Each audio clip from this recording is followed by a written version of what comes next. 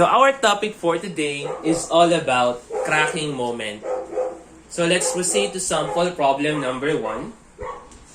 So we have a reinforced concrete beam in the form of an inverted U-section having a uniform thickness of 100 mm and a total depth of 400 mm and a width of 400 mm. So meron daw tayong inverted U-section. So makikita natin dito sa figure na meron tayong U na nakabaliktad. Having a width of 400 mm, tapos meron siyang taas na 400 mm. So sabi dito sa problem, meron daw thickness yung U-section natin ng 100 mm. So we have a thickness here na tigwa 100 mm. The beam is reinforced with two 25 mm diameter bars at the bottom section, one at each stem having a thickness of 400 mm. So for this, meron daw tayong dalawang 25 mm diameter bars located dito sa bottom part ng U-section natin. So we have isa dito sa stem and isa naman on the other stem na merong taas na 400 mm. The neutral axis is at a distance of 241 mm from the bottom of the beam. So kung mapapansin natin, yung mga tension steel bars natin, they are located on the bottom part of our beam. And yung tinutukoy natin dito as stated sa problem, ito yung tinatawag nating Y sub T. So yung Y sub T natin, since yung tension bars natin is at the bottom, so yung centroid daw is 241 from the bottom part. So nandito daw yung Y sub T natin. Somewhere here. So, ito daw yung Y sub T natin. Which is equal to 241 mm. So, kapag sinabi natin Y sub T as defined dun sa cracking moment natin, that is the distance from the centroidal axis to the extreme fiber in tension. So, mapapansin natin, yung section natin that is divided into compression sa taas, tapos tension sa baba. Dito sa problem natin, in-indicate lang na on the tension part or on the bottom part, yung reference niya ng centroidal axis natin. That's why, nakuha natin yung 241 mm. The beam has a total area of 110,000 mm squared. So, yung gross area ng buong beam natin, that is equal to 110,000 mm squared. So, eto naman yung gross area niya o yung kabuang area ng concrete natin.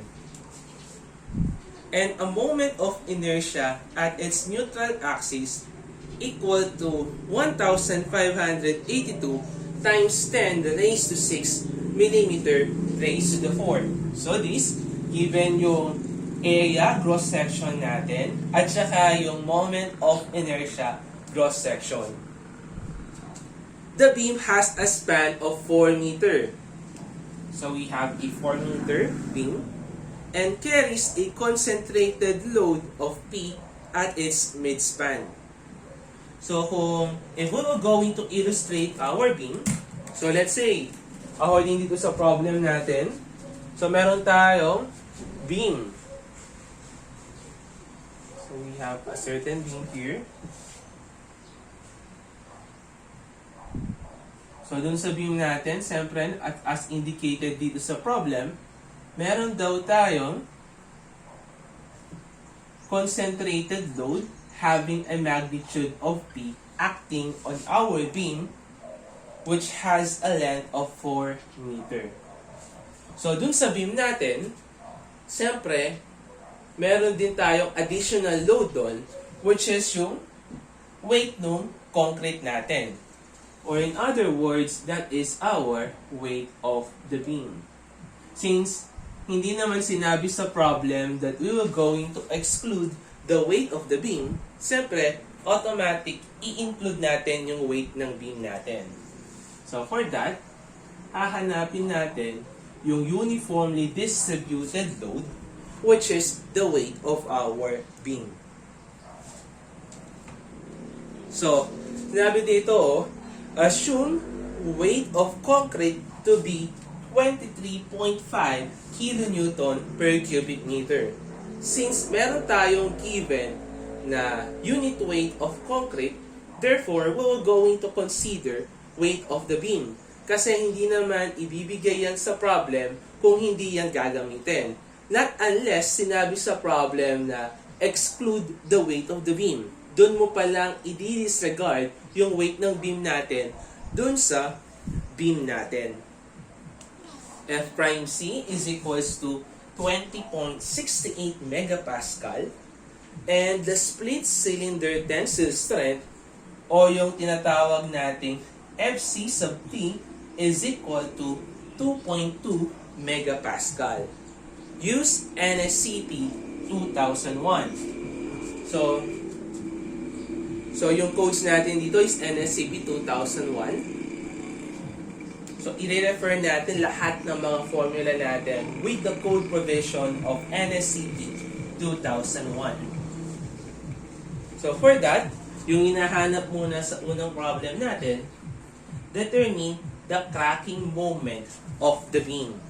So, hanapin daw natin yung cracking moment niya, which is denoted by M sub CR. So, which is equal to FR IG over Y sub D. So, that is our formula for cracking moment. So, first, let us solve for the value of our modulus of rapture, which is denoted by F sub R. So, ano yung formula ng F sub R natin? In accordance to NSCP 2001. That is equal to 0.7 multiplied by 1.8 multiplied by F sub CT. So, yung value ng modulus of rupture natin, i-compare natin yan, which should not exceed to the value of our 0.70 square root of F prime C. So, for this, check muna natin, no? So, FCR, that is equal to 0.70 multiplied by 1.8. I-multiply natin yung value ng split stress natin, which is equal to 2.2 megapascal, which is equal to 2.77 megapascal. And then, titingnan natin yung relationship nito versus dito sa limiting value natin na 0.70 square root of F prime C. 70 square root of yung F prime C natin, that is equal to 20.68. So, titingnan natin or i-compare natin yung mga dalawang values natin. So, this is equal to 3.18 megapascal. So, if we will compare the two values, so yung limit natin is 3.18 megapascal. Since less than si 2.77 megapascal, therefore, use FR, which is equal to 2.77 megapascal. So, sir, what if nag-exceed or mas mataas yung value ng FR natin compared to the limiting value? Therefore, i-adapt natin yung limiting value natin. Kasi ito nga yung limit niya eh. So, meaning to say, so let's say, nag-4 megapascal tayo dito, then greater than siya sa 3.18, we're going to use the smaller value. Next, meron na tayong value ng FR natin. Given na rin yung value ng gross inertia natin. Given na rin yung value ng y sub t natin. Therefore, we can now calculate for the value of your MCR. So, FR, that is 2.77 megapascal. So, yung gagamitin natin sa formula natin is megapascal, millimeter at saka millimeter raised to the fourth para hindi tayo malito at saka para maging uniform yung mga units natin para hindi na tayo mag-convert later. So this, meron tayong IG na 1582 times 10 raised to 6 millimeter raised to the fourth all over yung y sub t natin na 241 mm. So you have a value of your MCR which is equal to 18.18 times 10 raised to 6 to the 6 Newton millimeter. Or kung i-convert natin yung Newton mm to kilonewton meter, aalisin lang natin yung times 10 raised to 6. Therefore, MCR that is equal to 18.18 kilonewton meter. So this will now become your answer. Next, sa letter B naman, sabi dito, determine the concentrated load P at midspan.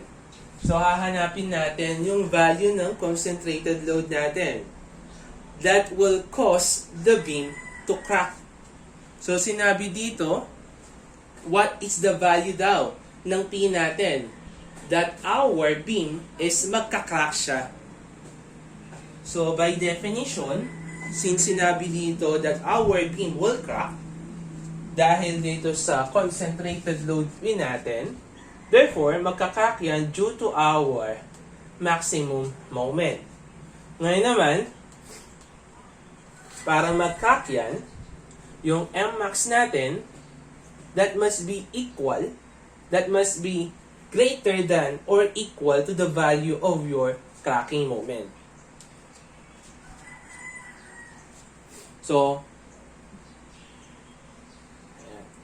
So magka-crack lang yung beam natin if your actual maximum moment is greater than or equal to the MCR. So para makuha natin yung value ng P natin, let's say that Mmax is equal to MCR.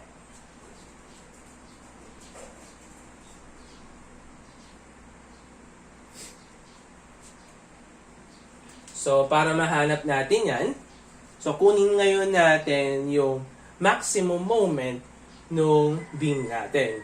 So, since Mmax is equal to MCR, we can say na this MCR, siyempre meron na tayong value niyan, which is equal to 18.18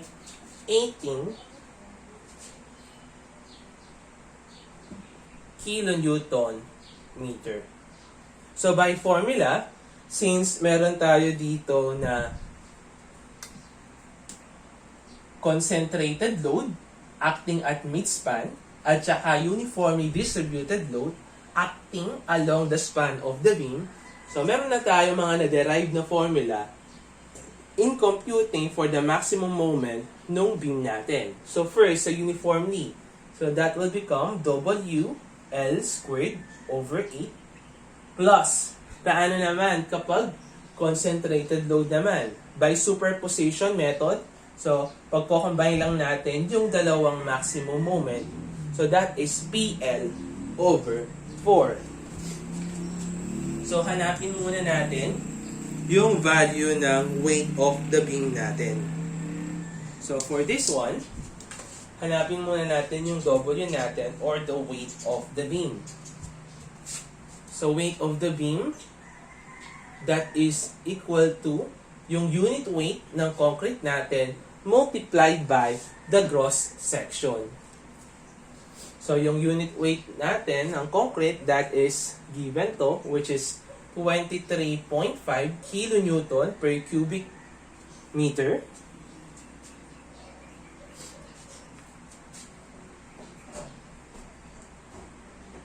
And then meron tayong area ng concrete natin na 100. So meron tayo dito na 110,000. And then itong 110,000 natin, naka mm squared to. So this is in mm squared. So i-convert muna natin yung area natin. So mm squared sa 1 millimeter, sa 1,000 millimeter, 1,000 millimeter, meron tayong 1 meter. Tapos naka-squared yun, kaya i-squared natin siya. So the weight of our beam is now equal to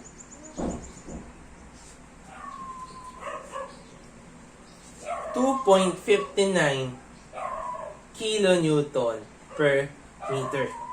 So since meron tayong weight ng beam natin, we have yung length ng beam natin, we have the value of your length, makukuha na ngayon natin yung value ng concentrated load natin.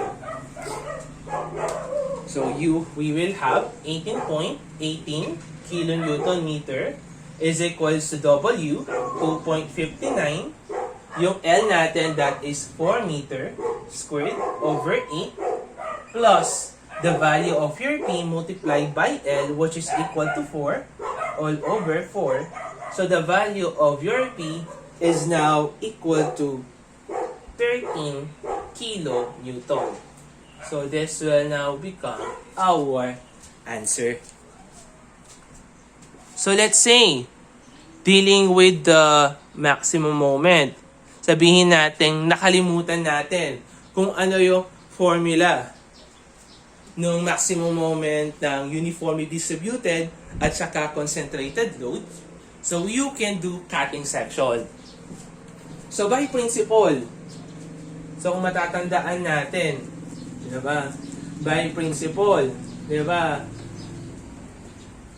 Maximum moment is always located at zero shear. Or in other words, if we have a symmetrical loadings, so yung maximum moment natin, it is located at the midspan. So since meron naman tayong ano dito, concept is symmetrical loads naman siya, so you can do cutting section na lang. So kung nakalimutan nyo lang yung formulas natin. So if we will do cutting section here, dito sa midspan natin.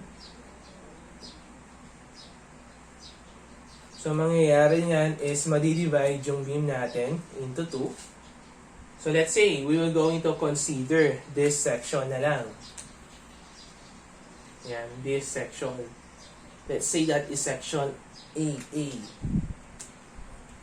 So titignan natin yan, you will have this one. Ito yung beam natin. So, meron tayong force dito. So, mapapansin natin dito, meron tayong M dito. Wherein yung M natin, that is our M max. So, we have a weight of the beam. So, yung weight of the beam natin, as calculated, that is 2.59 kilonewton per meter. And then, if we will going to calculate for the value, the reaction natin dito, that is WL over 2.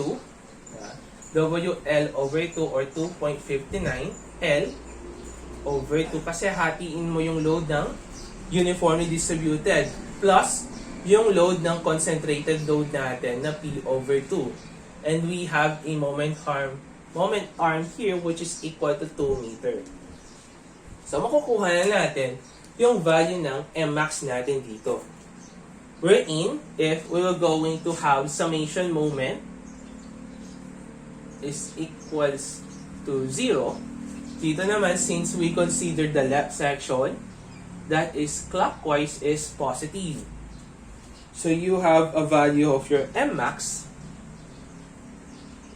is equal to, so meron tayo dito na clockwise rotation, na itong value natin na to. So kung isi-simplify natin to, we have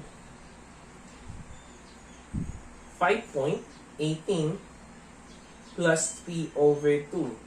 So you have 5.18 plus P over 2 multiplied by 2 meter, which is our moment arm. So next naman loadings is we have a counterclockwise naman, which is yung weight ng beam natin minus 2.59. Imumultiply natin dun sa length ng beam dun sa length ng section natin na 2 meter multiplied by yung moment arm natin na 2 over 2. So you will have Mmax, which is equal to 5.18 plus P. So, if nakalimutan nyo lang yung mga formulas natin, you can do cutting section para makuha natin yung maximum moment.